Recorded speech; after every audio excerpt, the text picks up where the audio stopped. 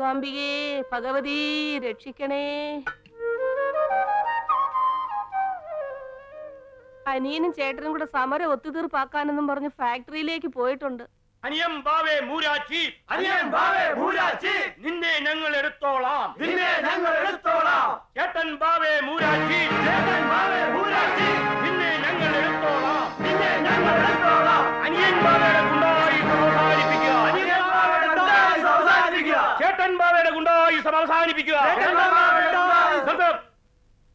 എന്ത് പണ്ടാരാടാ അതിലെഴുതിയിരിക്കണേ?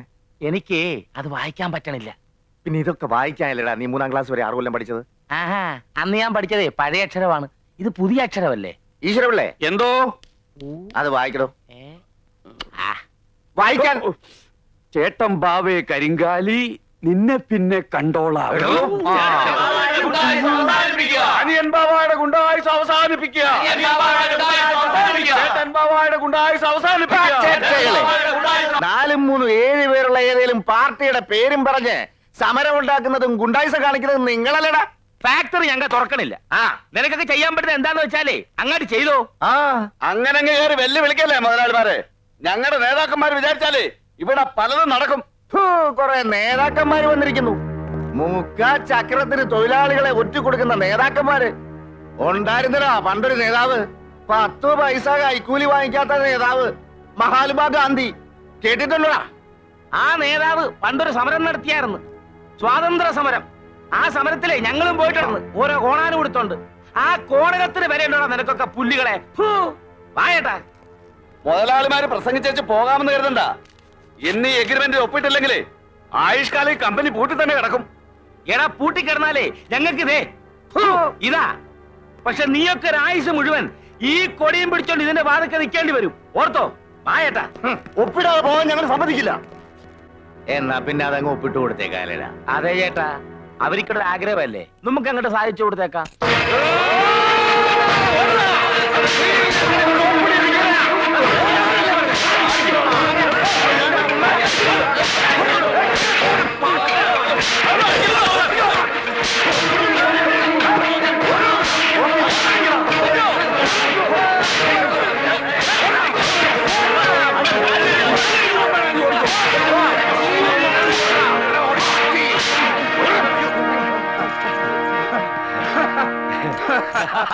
നിങ്ങൾ എന്തിനാ കരഞ്ഞു വിളിച്ചോണ്ട് വന്നത്? 4 മുദ്രാവാക്യം വിളിച്ചോണ്ട് വരാമായിരുന്നില്ലേ? നിന്റെയൊക്കെ കെട്ടിയമ്മമാരുടെ ഗുണവധികാരം കൊണ്ടല്ലേ ഫാക്ടറി പൂട്ടിയത്. ഇനി അത് ജമ്മത്ത് തുറക്കാൻ പോകുന്നില്ല. അങ്ങനെ പറയരുത് കൊച്ചമ്മേ, ഞങ്ങൾ മുഴുവൻ പട്ടിണിയില്ല. ഇന്ന് പട്ടിണി എങ്കിലും ഉണ്ട്, നാളെ അതും ഇല്ല. അനുഭവിച്ചോ കൊച്ചമ്മേ? ഞങ്ങളുടെ മക്കളെ ഓർത്തെങ്കിലും മുതലാളിമാരെ കൊണ്ട് കമ്പനി തുറപ്പിക്കണം. എടി പെണ്ണേ, അതിനിപ്പോ ഞാൻ എന്താ ചെയ്യണമെന്നാ? എന്റെ കെട്ടിയവൻ പോലും ഞാൻ പറഞ്ഞാ കേക്കത്തില്ല, പിന്നാണോ അങ്ങയുടെ ചേട്ടൻ? മക്കള് പറഞ്ഞ മുതലാളിമാര് കേക്കും, അത് ഞങ്ങൾക്ക് ഉറപ്പാ. ഓഹോ. അമ്മുവേ, എടി മാളു, ഒന്നിങ്ങന്നെ.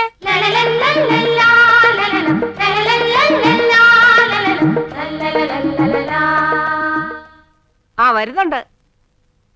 എന്താ ചെറിയമ്മേ? ദേ, നിങ്ങളെ കൊണ്ട് ശുപാർശ ചെയ്യിപ്പിക്കാൻ വന്നിരിക്കുകയാണ് അവര്. നിങ്ങൾ നിങ്ങളുടെ അച്ഛന്മാരോട് ഫാക്ടറി തുറക്കാൻ പറയണമെന്ന്. ഞാൻ പറയില്ല. എന്തൊക്കെ അനാവശ്യങ്ങളാ അച്ഛനെയും വലിയച്ഛനെയും പറ്റി നാട് മുഴുവൻ എഴുതി വെച്ചിരിക്കുന്നത്. അത് സാരമില്ല മാളു, ഇത്രയും പേര് ഇവിടെ വന്ന് പറയുന്നതല്ലേ. നിങ്ങൾ വിഷമിക്കണ്ട, ഞങ്ങൾ പറഞ്ഞോളാം.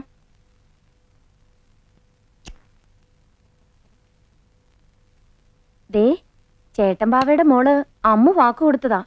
അച്ഛൻ വാശി പിടിച്ചാ എനിക്ക് ഈ നാട്ടില് തല ഉയർത്തി നടക്കാൻ പറ്റാണ്ടാവും. പെങ്കൊച്ചുങ്ങള് തലയിത്തിരി കുമ്പിട്ട് നടക്കണതാ നല്ലത്. ഇമാതിരി വലിയ കാര്യങ്ങളില് മോള് തലയിടണ്ട. അച്ഛൻ എപ്പോഴും പറയാറില്ലേ പഴയതൊന്നും മറക്കരുതെന്ന്. ആ പാവങ്ങള് അധ്വാനിക്കുന്നതിന്റെ ഫലമല്ലേ നമ്മളീ അനുഭവിക്കുന്നേ. എന്തോ? ഓ, ഒരു അധ്വാനക്കാര്. എടി, അധ്വാനിച്ചിരുന്നു. ഞാനും എന്റെ അനിയനും പണ്ട് അധ്വാനിച്ചിരുന്നു, ഒരുപാട്.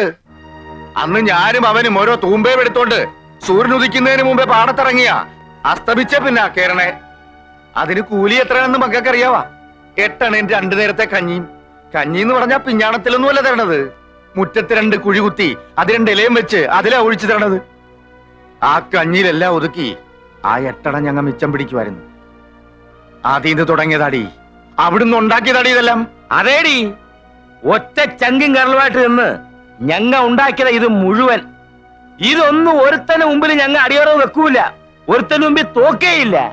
തോക്കാൻ ഞങ്ങ പഠിച്ചിട്ടില്ലടി പെണ്ണേ. ഇങ്ങനെ വീമ്പ് പറയുന്നതിന് മുമ്പ് അച്ഛൻ ഒരു കാര്യം ഓർക്കണം. എല്ലാ സ്ഥാപനങ്ങളും അടച്ചുപൂട്ടിയ നിങ്ങൾ ജയിക്കുമെന്നാണോ വിചാരം? സത്യം പറഞ്ഞ ഓരോ സ്ഥാപനങ്ങളായിട്ട് അടച്ചു പൂട്ടിച്ച് എല്ലാരും കൂടി അച്ഛനെയും വല്യച്ഛനെയും തോൽപ്പിക്കുക. ദേ, അച്ഛന്റെ പുന്നാര മോളായി പറയുന്നത്. മോള് പറഞ്ഞ അച്ഛൻ കേൾക്കുമെന്ന് എനിക്കറിയാം. ആ ഫാക്ടറി അങ്ങ് തുറന്നേക്ക്.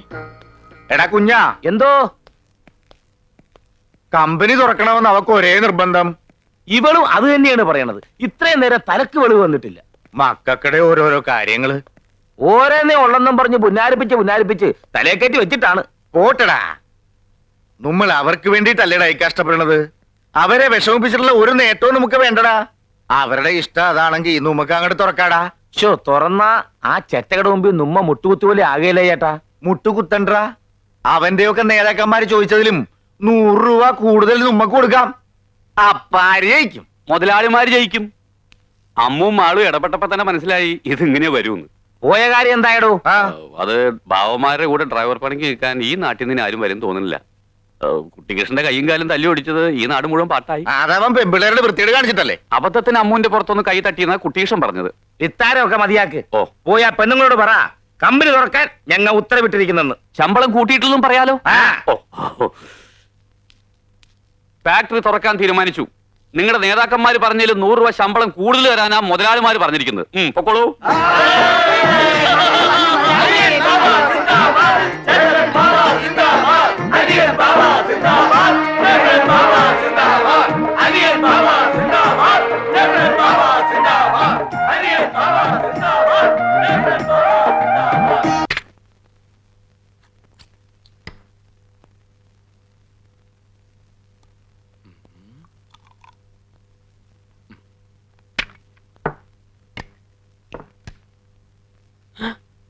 അയ്യോ, തീർന്നോ?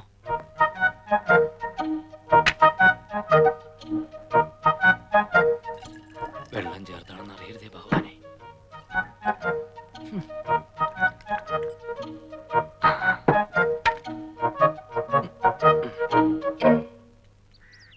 അമ്മുമ്മേ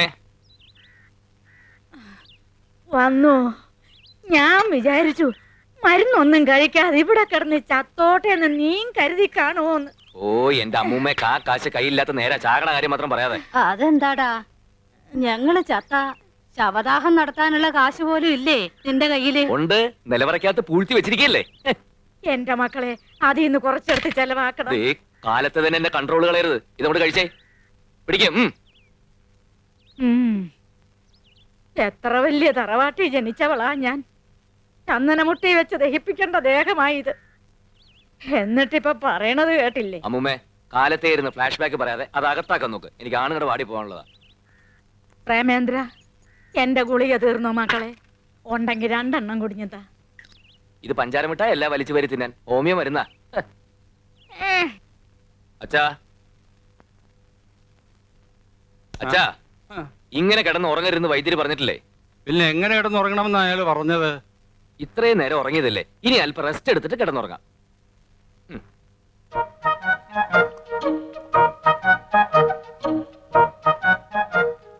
ഇതെനിക്ക് സാധാരണ തരുന്ന മരുന്നല്ലല്ലോടാ. അല്ല, ഇത് വയറിളക്കം നിക്കാനാ. എന്റെ അമ്മയെ, ആരാടാ എനിക്ക് വയറിളക്കമെന്ന് പറഞ്ഞത്? ഇളക്കം പോട്ട് ഒരു അനക്കം പോലും ഇല്ലാണ്ടിരിക്കുക. പിന്നെ ആർക്കാ ഇളകിയത്? പ്രേമചന്ദ്ര, അയ്യോ ഇളകിയത് എനിക്കാടാ. ഈ ഇളക്കവും വെച്ചോണ്ട് എന്തിനാ അങ്ങനെ കറങ്ങി കിടക്കുന്നത്? അപ്പൂപ്പിന് ഒരു സ്ഥലത്ത് അടങ്ങി ഒതുങ്ങി ഇരുന്നൂടെ? അടങ്ങി ഒതുങ്ങി തന്നെയാടാ ഇത്രയും നേരം ഞാൻ കക്കൂസനകത്ത് ഇരുന്നത്. ആ മരുന്ന് നിങ്ങടാ. ഉണ്ടായിരുന്ന അച്ഛൻ കുടിച്ചു, ഞാൻ പോയി വേറെ മേടിച്ചോണ്ടിരാം. കൊണ്ടോറടങ്ങാൻ വേഗം വരണം. എന്നെ ഇവിടെ കണ്ടില്ലെങ്കിൽ ഞാൻ കക്കൂസിലെങ്ങാനും വീണ് കിടക്കണ്ടാവും. വേഗം എന്തെങ്കിലും തന്നേ, ഞാൻ വൈദ്യശാല വരെ ഒന്ന് പോവാ. ഇപ്പൊ തരാം മോനെ, കഞ്ഞി ഇപ്പൊ ആവും. കഞ്ഞിയോ പലഹാരം ഒന്നും ഉണ്ടാക്കില്ലേ? പ്രേമേട്ടൻ ഇങ്ങനെ ഓരോന്ന് പറഞ്ഞു. അമ്മ ഇപ്പൊ തുടങ്ങും. പണ്ട് ആനയും കുതിരയൊക്കെ ഉണ്ടായിരുന്ന കഥ പറഞ്ഞ കരയാൻ. അതൊക്കെ അങ്ങോട്ട് മറക്കാൻ പറ്റുമോ? എങ്ങനെ കഴിയേണ്ട കുട്ടികളാ നിങ്ങള്. ഇപ്പൊ കണ്ടില്ലേ, ഒരു നേരം പോലും വായ്ക്ക് രുചിയുള്ള ആഹാരം കഴിക്കാതെ. അയ്യേ, അപ്പോഴേക്കും കരഞ്ഞോ? ഞാനൊരു ഉഗ്രം തമാശ പറഞ്ഞല്ലേ. പലഹാരം കേൾക്കുമ്പോ അമ്മ പൊട്ടിച്ചിരിക്കുന്നല്ലേ ഞാൻ കരുതിയത്. ഇങ്ങോട്ട് നോക്കിയേ, ഇതൊക്കെ മാറും അമ്മേ. എനിക്കൊരു ഉഗ്രം ജോലി കിട്ടട്ടെ, പിന്നെ അമ്മ നോക്കിക്കോ. നമുക്ക് താമസിക്കാൻ വലിയൊരു ബംഗ്ലാവ്, അമ്മയ്ക്ക് അമ്പലത്തിൽ പോവാൻ കാറ്, കഴിക്കാനാണെങ്കിൽ 3 നേരം പലഹാരവും. അതൊന്നും വേണ്ട. മരിക്കണേന് മുന്നേ ഒരു ദിവസമെങ്കിലും നമ്മുടെ തറവാട്ടിലൊന്ന് കഴിയാൻ പറ്റിയാ മതിയായിരുന്നു. ഓ. മുത്തശ്ശ, എന്ത് പറ്റി മുത്തശ്ശ? മുത്തശ്ശ, എന്താ എന്തു പറ്റി? വലിക്കാൻ പറ്റുന്നില്ല. ഈ പണ്ടാറപ്പ് വലിച്ചില്ലെങ്കിൽ എന്താ? അതല്ല, ശ്വാസം വലിക്കാൻ പറ്റുന്നില്ല. നീ പോയിന്ന് വൈദ്യരെ വിളിച്ചോണ്ട് വാ.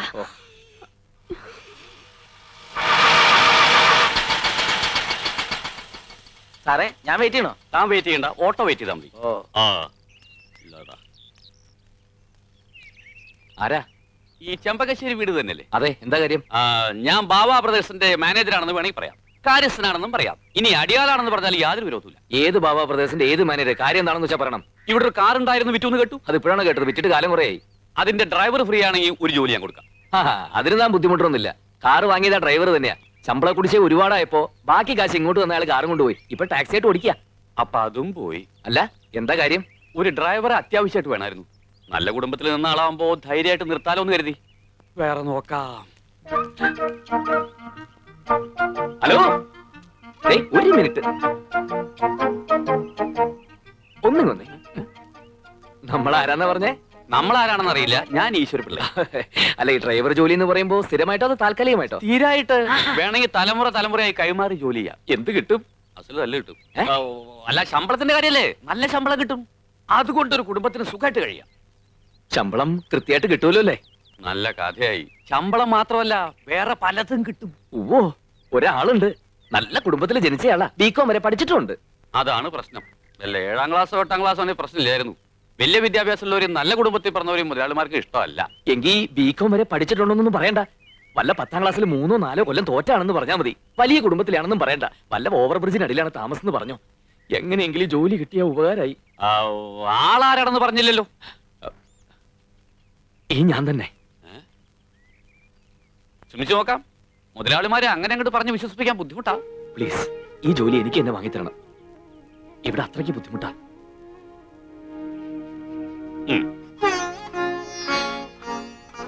എന്നാലും ഈ ഡ്രൈവർ പണിക്കൊക്കെ നീ പോണോ? ഡ്രൈവറോ മാനേജർ എന്നല്ലേടാ നീ പറഞ്ഞത്? അപ്പൂപ്പ, അത് പിന്നെ മാനേജർ തന്നെ. ഡ്രൈവറാണെന്ന് അയാൾ പറയുന്നത് ഞാൻ കേട്ടല്ലോ. അത് എനിക്കൊരു ഡ്രൈവർ കൂടി ഉണ്ടെന്ന് പറഞ്ഞതാ. എന്നാ പിന്നെ ഞാൻ പോട്ടെ. പോയിട്ട് വരാമെന്ന് പറയടാ. പോയിട്ട് വരട്ടെ.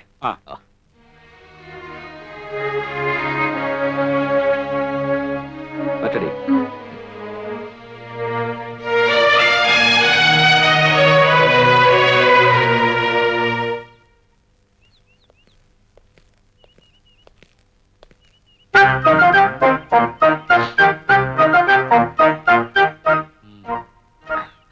എന്താടാ നിന്റെ പേര്? പ്രേമേന്ദ്രൻ. പ്രേമചന്ദ്രൻ. പേര് തന്നെ പശ കാണല്ലോടാ. കുറെ കൂടെ പ്രായമുള്ള ഒരുത്തനെ കൊണ്ടുവരാനല്ലേടോ തന്നോട് പറഞ്ഞേ? ഇവന് നല്ല പ്രായമുണ്ട്, കണ്ടാ തോന്നിക്കില്ല. പിന്നെ നല്ലൊരു കുടുംബത്തിൽ ജനിച്ചോനാ.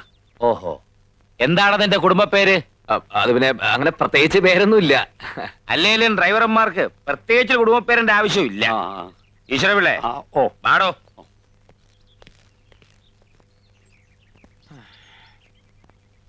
നല്ല പക്വതയും പ്രായമുള്ള ഒരുത്തിനെ കൊണ്ടുവരാൻ പറഞ്ഞിട്ട് പ്രേമനസിനെ പോലെ ഒരുത്തിനെ അവിടെ കൊണ്ടുവന്നിരിക്കണേ. കാഴ്ചക്ക് പ്രേമനസരാണെങ്കിലും ഉള്ളില് ഭരതഗോപിയ. പ്രണയരോഗം ലവലേശയില്ല. നീ പറഞ്ഞുകൊണ്ട് നിർത്താം. എന്തെങ്കിലും വൃത്തികേട് അവൻ കാണിച്ചാൽ മുട്ടുകാലി ഞാൻ തലി ഒടിക്കും. ഒടിച്ചോ? അവന്റെ 2 മുട്ടുകാലും മുതലാളിമാർക്കുള്ളതാ. അവന്റെ അല്ല, നിന്റെ മുട്ടുകാലിന്റെ കാര്യമാണ് ഞാൻ പറഞ്ഞേ.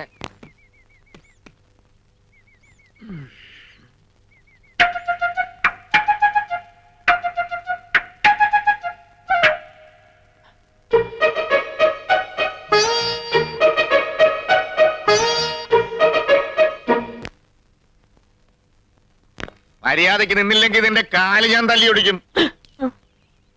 പ്രേമചന്ദ്രന്റെ പേരുള്ള പശക നീ പുറത്തെടുത്താലുണ്ടല്ലോ, അനിയമ്പാവയും ചേട്ടമ്പാവയും ആരാണെന്ന് നീ അറിയും.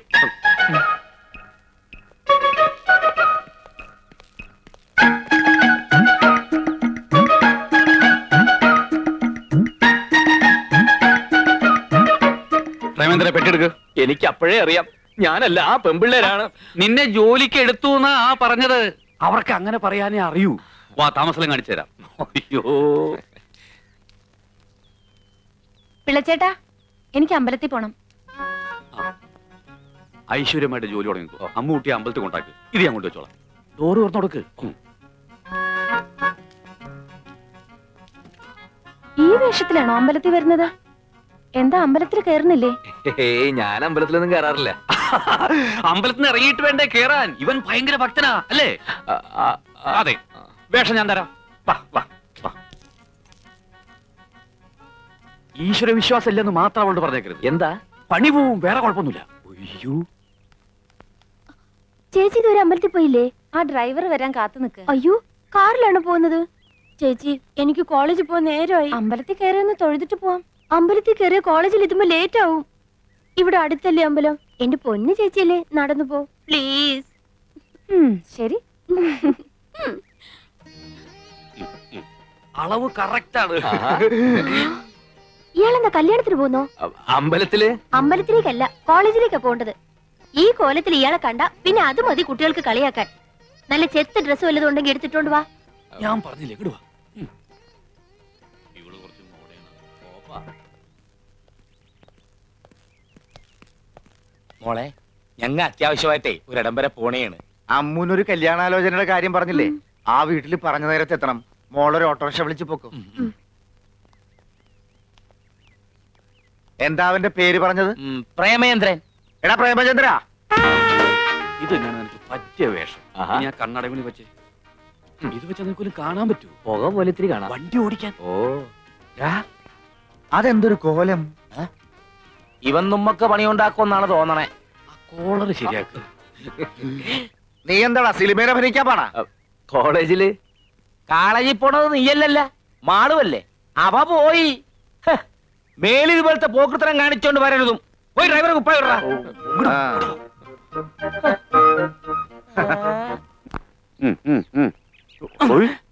ഒരു വരി വൃത്തികേട് കാണിക്കരുത്. ഇതെന്താ പ്രാന്തന്മാരുടെ വീടാ? ഓരോരുത്തർക്കും ഓരോ വേഷം. 3 പേരും കൂടി ഒരുമിച്ച് കയറി ഞാൻ തുണിയില്ലാതെ വണ്ടി ഓടിക്കണം. അങ്ങനെ വരല്ലേ എന്ന് പ്രാർത്ഥിക്കാം. നിനക്കുള്ള വേഷം ഞാൻ എടുത്തോണ്ടിരാം.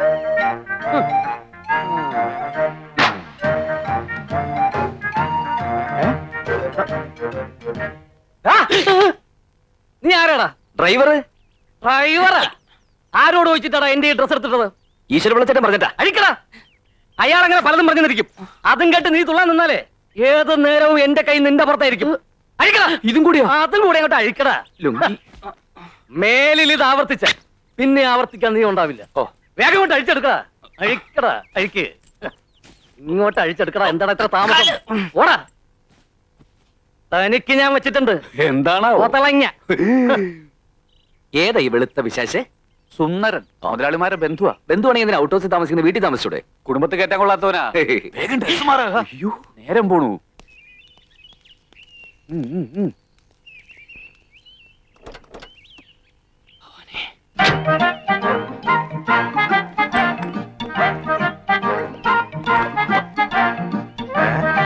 നീ എന്താടാ സർക്കസ് കളിക്കണം? വലതുകാലി വെച്ച് കയറാൻ നോക്കിയതാ. വണ്ടി കയറാ. ഓ,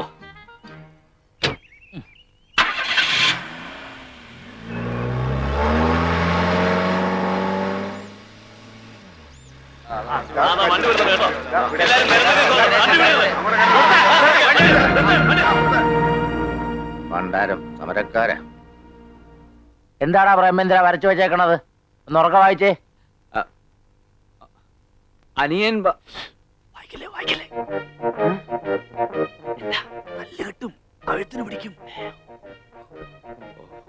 എന്താടാ ചെവിയെ കൂലെ നിനക്ക്? വായിക്കടാ. വായിക്കാനാടാ പറഞ്ഞേ? മുതലാളിമാർക്കെതിരെ നീയൊക്കെ ബോർഡ് എഴുതും. എന്റെ പൊന്നു ചേട്ടന്മാരെ, ജീവിക്കാൻ വേണ്ടിയാണ് ഞാൻ നിങ്ങളെ പോലെ തൊഴിലാളിയാണ്. ഇന്ന് കാലത്ത് ചാർജ് എടുത്തോളൂ. ഇതെല്ലാം വെറും പടമാണ്, ഒന്നും തോന്നരുത്. എന്റെ വക ഒരു ചെറിയ സംഭവം. തിന്ന ചോറ് നന്ദി വരൂടാ. അവരുടെ ഉപ്പും ചോറും തിന്നിട്ട് അവർക്കെതിരെ തെറി എഴുതി വെക്കുന്നു. പിരിഞ്ഞു പോണം. ചേട്ടനോവയ്ക്ക് അനിയമ്പോവയ്ക്കെതിരെ ആരെങ്കിലും ഈ നാട്ടിൽ എവൻ ആള് കൊള്ളാവല്ലടാ.